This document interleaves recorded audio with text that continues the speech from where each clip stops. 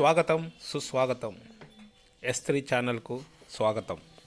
ఈరోజు మన హెల్త్ టాపిక్లో ముల్లంగి దీని గురించి పూర్తిగా తెలుసుకుందాం. ఇది రూట్ వెజిటేబుల్. ఇది ఎక్కువగా వింటర్ సీజన్లో దొరుకుతుంది. సాంబార్, చట్నీ, పలు వివిధ రకాల వంటకాలలో దీన్ని మనం వాడుకోవచ్చు.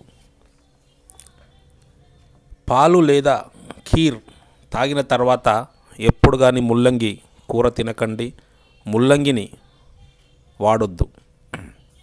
ఒకవేళ ముల్లంగి తిన్న తర్వాత పాలు తాగరాదు. కడుపులో గ్యాస్ ఉన్నవాళ్ళు ముల్లంగి తినకూడదు.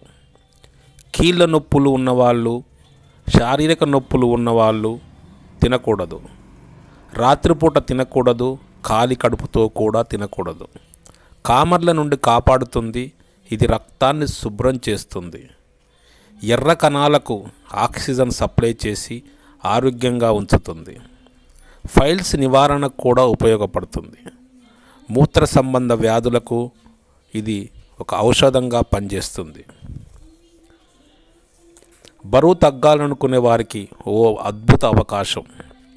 చర్మం మీద ఏర్పడ్డ తెల్ల మచ్చలు, చాలామందికి చర్మం మీద తెల్ల మచ్చలు కనిపిస్తుంటాయి, మనం చూసే ఉంటాము. వాళ్ళు ముల్లంగి విత్తనాలను పొడి చేసి అల్లం రసం మరియు ఆవు మూత్రముతో కలిపి తెల్లగా ఉన్న చోట రాసినట్లయితే ఆ మచ్చలు తగ్గిపోతాయి. లేదా ఆహారములో రోజు క్రమం తప్పకుండా తీసుకున్న తెల్ల మచ్చలు ఉంటే తగ్గిపోతాయి. తేనెటీగలు, కందిరీగలు మొదలైనవి కుట్టినప్పుడు నొప్పి మరియు వాపు ఉన్న ప్రదేశంలో ముల్లంగి రసాన్ని అప్లై చేయటం వలన కూడా మనకు ఆ నొప్పి, ఆ వాపు తగ్గిపోతుంది. ఇది జ్వరాన్ని కూడా తగ్గిస్తుంది. బాడీ టెంపరేచర్ తగ్గించి జ్వరాన్ని పోగొడుతుంది. ముల్లంగి రసంలో కొద్దిగా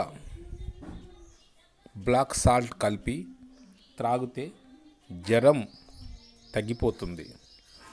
ఊపిరితిత్తుల సమస్యల నుండి కూడా ఇది చాలా కాపాడుతుంది. లివర్, గాలి బ్లాడర్కు చాలా మంచిది. చాలామందికి తలనొప్పి వస్తుంటుంది, పోతుంటుంది. అలాంటి వాళ్ళు కూడా ఈ ముల్లంగిని వాడితే ఉపశమనం కలుగుతుంది. ఎసిడిటీ, ఇది చాలామందికి ఎసిడిటీ అనేది వస్తుంది. ఎందుకంటే ఎక్కువ శాతం ఫుడ్ కూడా తింటుంటాము, సమయానికి తినము.